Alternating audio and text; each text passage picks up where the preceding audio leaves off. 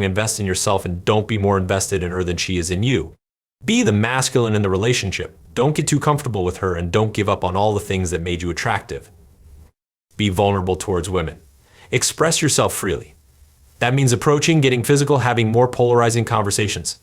Vulnerability is the willingness to be judged for your thoughts, jokes, opinions, and feelings. Therefore, it is not a weakness, but a form of strength. A man who's able to make himself vulnerable is saying to the world, I don't care what you think of me. This is who I am, and I refuse to be anyone else. Be authentic towards women. If you tell a woman that she's beautiful only because you think it'll give you a better chance of sleeping with her, that's not authenticity, and she will not be very flattered. This is why pickup lines are a futile process. I could sell you the best 100 things I've ever said to women, but I can't ever sell you my intentions or my lack of neediness.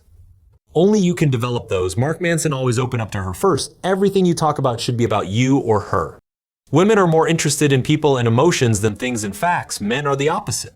To do this, become aware of your own emotions, motivations, and life story. Take the lead by sharing those emotions, motivations, and life story first. Sharing first creates trust and encourages her to open up and share herself in return. Ideally, the more this goes on, the more personal the stories become and the deeper the emotions in which you connect with. Speak in statements, because that's what friends do. Don't ask too many questions.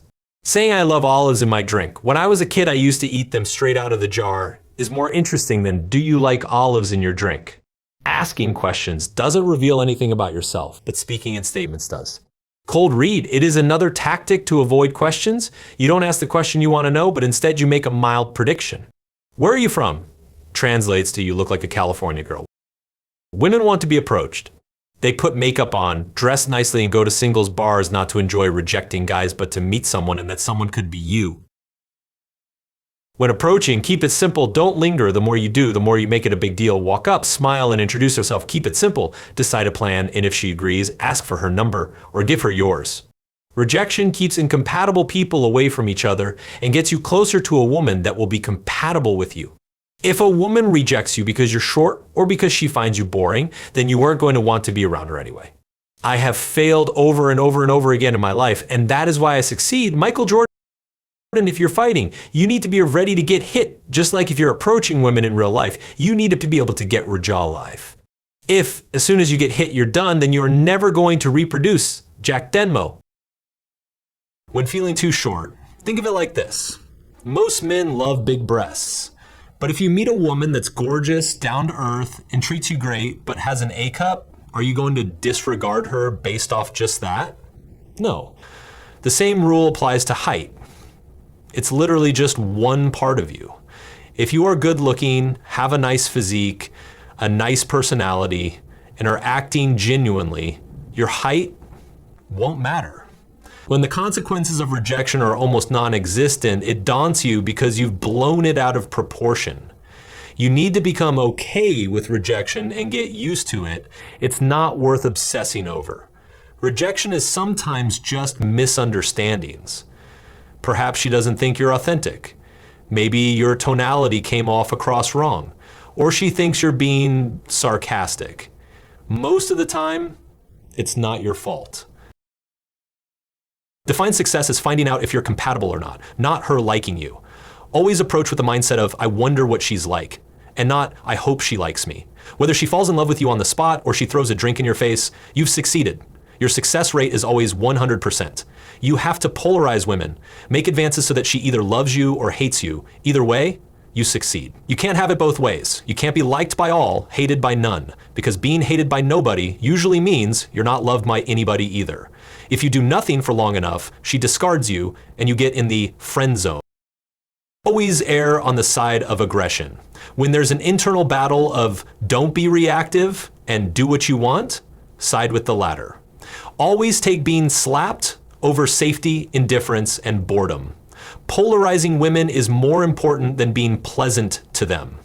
If you live an unpolarizing life, then you're not going to be attractive or unattractive. You're just going to be boring and forgettable. You are always going to be making the first move. There are women you see in everyday life that would be with you, but 99% of the time, she won't confess her feelings first. It's all on you. Look for girls in your demographic. If you go to places you like and pursue interest you like and meet a woman there, it is more likely that you'll click. Know that age, money, and looks matter to an extent, but none of your perceived disadvantages are excuses for not taking action. Trust me, I've coached dozens of guys who are far more professionally successful than me and far more good looking than me, yet I still get with more girls and hotter girls than them. Being good looking and being rich is worth nothing if you don't do something with it. You can be the richest guy in the world, but if you behave like a timid and weak chump, then girls will be repelled. There are far too many exceptions to stereotypes that they aren't worth believing. The second you decide girls like tall guys, you're relinquishing your responsibility for the interaction, aka being a pussy. Stop caring about the beauty of women and stop putting them on a pedestal and thinking you're not worthy of them. Ditch the 1-10 scale and adopt the 0 or 1 scale. You either like her or you don't. Don't watch porn and masturbate. It isn't worth it. Porn kills your motivation to pursue women in real life and motivation for life in general. Channel that sexual energy towards meaningful work. Flirt with women. One of the best ways is breaking rapport, throwing a playful tease that insults her. It breaks the dullness and predictability of conversation, creating a closer bond. But use this sparingly. For a deeper connection, you will still have to be vulnerable. You need to meet in person as soon as possible and as much as possible. After you sent her a message and she has responded, your only goal is to move the interaction in the direction of meeting up. If your message does not help you with that, then delete it. You are not on these apps to get a pen pal. Every passing second, she is getting more and more messages from other guys. Even if you were fun and witty at the start, you can't sustain being the ultimate badass of texting for weeks or months. Someone else will come along who is that 1% better than you, more good looking than you, and who asks her out first. And then you are left on read or with platonic delayed responses. Your messages should be flirty, fun, lighthearted, no long, drawn-out conversations or paragraphs on who you are, what your goals are, what your last relationship looked like. No sending morning messages like, "Good morning, how was your day?" It gets tedious to answer and gives nothing energy-wise. Become okay with the idea that she might not respond to texts. Get used to it. If she likes you enough, she'll find a way to make it happen. If not, let it go and move on. Don't make a big deal if they're late. If they're 10-20 minutes late and then you haven't heard from them by then with an explanation of why they're late or when they're coming, go. Never go on a date in the daytime, save them for the night. Anywhere between 6 p.m. to 9 p.m. Allow yourself time for at least 3 one-hour activities. Good date locations are locations that are active, participatory, and allow for touching and flirting. Going bowling, having drinks, dancing, checking out statues in the park and carriage riding, all in 3 hours. No dinners or movies. As the date progresses, your conversations should get deeper and more personal. When on a date, always be leading. Every decision should be yours, and she should be expected to follow it. Remove "what do you want to do now" from your dating vocabulary. Always pay on a date.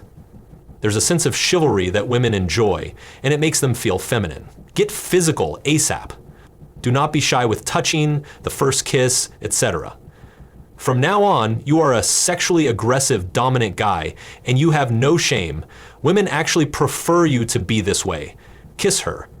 If you think you can kiss her, you could have done so 10 minutes ago. Don't look for signs. It's much better to try and kiss her and get rejected than to go the whole night without making a move.